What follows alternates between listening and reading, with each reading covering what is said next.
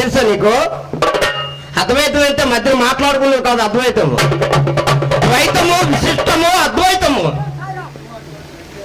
ఇదో ఇక్కడ సన్యాదాస్ గారు దానికి కామాంత కారములోన భామ మనుల సంచారమున తామ సాతి గుణముల పోర తమ చెంగలోన భీమ బలుడనైనా యమధర్మరాజు వదలన అఖిల జీవసంగ ఆత్మలింగాన్ని సన్యాదాస్ గారు బోధించారు. దేవుడేరా నీవెవడెవరో సావధానముగా వినవేరా, జీవ భ్రాంతి మయ మాయమురా నీవు తెలుసుకోరా,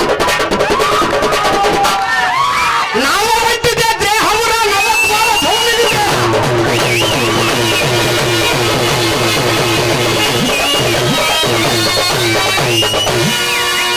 అటువంటి ఏమంటే మాట్లాడు ఒరే గిరే, నిన్ను ఎక్కడైనా చిదగొట్టేస్తారు ఇటువంటి మాట్లాడితే. నన్ను కాదు, నేను తప్పుడు మాట్లాడను.